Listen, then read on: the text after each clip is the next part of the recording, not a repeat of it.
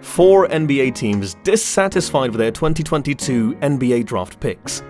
The 2022 NBA draft is a top-heavy draft class with the same 4 players projected at the top since the start of the college basketball season. Gonzaga's Chet Holmgren, Auburn's Jabari Smith, Duke's Paolo Banchero, and Purdue's Jaden Ivey all played well this season and have maintained their draft stock since November. Halfway through the NBA season, a few teams started the tanking process to ensure a higher percentage for a top draft pick when the NBA draft lottery rolls around on May 17th. The Oklahoma City Thunder sat star rookie Josh Giddey after he suffered a minor hip injury in February.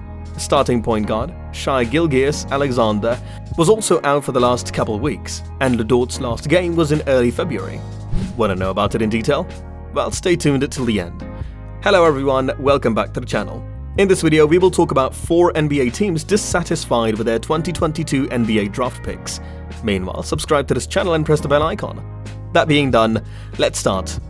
The Sacramento Kings traded Tyrese Haliburton after taking the up-and-coming guard with the 12th overall pick 2 short years ago, and also traded Buddy Hield and Marvin Bagley III in February. The Houston Rockets, Orlando Magic, and Detroit Pistons are clearly in rebuild mode, but everyone is looking for that franchise-changing player, and that potential drops after pick number 4. The Rockets, Magic, and Pistons all have the best odds for the number 1 overall pick, 14%, and a top 4 pick, 52.1%. The Thunder are next with a 12.5% chance for the top pick and a 48.1% chance at top 4. The Indiana Pacers, Portland Trail Blazers, and Kings follow, rounding out the top 7 teams with the best odds, according to Tankathon. What does a team do if they fall outside the top 4? Here's a look at 5 players plus 2 bonus frontcourt players who are good options for teams drafting 5 to 7. Houston Rockets.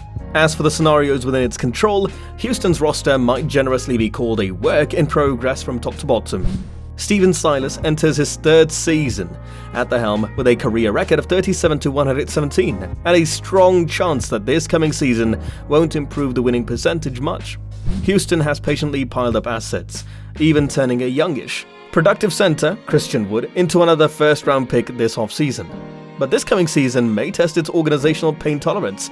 Regardless of what happens in Brooklyn, the clock is ticking on Houston's post-Harden makeover. The current rebuild comes with a built-in deadline on account of still owing 2 future firsts to Oklahoma City as a result of the disastrous Chris Paul-Russell Westbrook trade. Ready or not, the Rockets need to have this thing off the ground by 2023-24, when the first of the top 4 protected picks goes out the door. Pulling that off will be a challenge, though as we'll discuss, it's not insurmountable. However, it won't be a linear process. The 2022-23 version of the Rockets projects as younger and even more erratic than last season's version. They'll certainly be entertaining though, and if everything goes right, the pieces are there for a quick blast up the standings a year from now. Houston has many of the young players to sort through. Garuba can be a switchable menace, and he flashed some passing skill playing for Spain at Eurobasket. But will he ever make a shot? Eason is big, athletic, defends and plays hard. Can he refine his shot, improve his decision making and gain functional use of his left hand? Martin is another high-wire energy guy, but he may already be crowded out at the power forward spot. OKC Thunders. In Oklahoma City grounds, this draft class marked the 2nd installment of their new era rebuild, with the picks number 2, 12 and 34 to commence draft day. Sam Presti and company navigated through the night without any hiccups, while even acquiring another pick in the process. Despite a surprising number 1 nod to forward Paolo Banchero, the Thunder stayed true in their highly anticipated haul, bringing in Gonzaga center Chet Holmgren, New Zealand Breakers forward Ousmane Dieng, Santa Clara guard Jalen Williams, and Arkansas center Jalen Williams. With Holmgren, the Thunder smashed this rotational need, but they also got one of the most unique players in the process.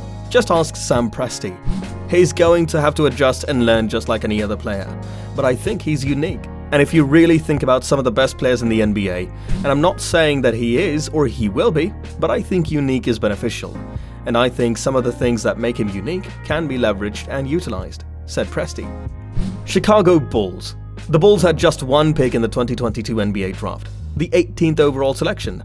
In that range, a future superstar or franchise player is no guarantee, but the prospects available are still capable and talented enough to fill gaps on a roster. Chicago could very well have some gaps to fill, with Zach LaVine, contract talks, and Lonzo Ball injury concerns clouding up most of the offseason. With one shot to bring home a solid young player, the Bulls had no room for the error in the 2020 draft. Chicago surprised many by selecting Arizona's Dalen Terry with the 18th pick. Terry was projected to slip a little further in the draft, but the slight reach by the Bulls may work out in their favor. Terry was slightly overshadowed by Arizona teammate and lottery pick Benedict Mathurin, but is still a very exciting prospect. The 6'7" ball-handling guard fits the bill of a prototypical big guard. His combination of skill and size put him on big balls across the league and should translate well to the NBA. His scoring production doesn't exactly jump off the page, averaging just 8 points in his sophomore season at Arizona. However, his 3.9 assists and 1.2 steals per game suggest he will make his presence felt in other facets of the game. He was named to the PAC-12 All-Defense team as well. Terry often draws comparisons to Ball. Their similarities in length and aptitude on defense, as well as their natural feel for the game, make their playstyles very similar. Ball had to improve his scoring upon entering the league as well, so there's hope for Terry in that regard. It's very likely Terry has to learn and fill Ball's role while the veteran guard recovers from injury. Upon return, the Bulls will have two skilled, lengthy guards to terrorize opposing teams with. Washington Wizards. The Wizards entered the evening armed with the 10th overall pick in the first round and the 54th overall pick in the second round.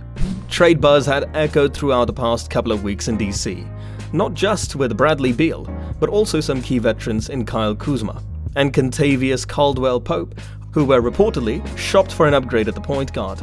No matter who the Wizards ended up with after the dust settled on draft night, the majority of the fans wouldn't have been left satisfied barring a trade to grab a higher-end prospect like Jaden Ivey. Aggressive maneuvering to move up rather than standing pat tends to be the more celebrated option among draft circles because it paints the picture of a front office taking a step toward getting their man. They wanted someone enough to make a move. But considering the options available at number 10, the Wizards made the right play in landing Johnny Davis. Regardless of how the Bradley Beal situation plays out in Washington, there will be a future where Davis fits into the team's plans. He can comfortably play next to Beal, with both guards capable of playing either backcourt spot. Johnny Davis's offensive game may take some time to fully blossom, but his defense could likely translate not long after his first steps onto an NBA court. It's been reported how Davis approaches basketball like football thanks to his background, fully embracing the physicality of the game. His first words as a member of the Wizards on draft night revolved around bringing in a defensive mindset. For a team desperate to turn its fortunes around defensively, Davis could be the injection that Washington needs. All in all, Johnny Davis doesn't protect to be a game changer for the Wizards, but he's definitely likely to be a useful player, now and going forward.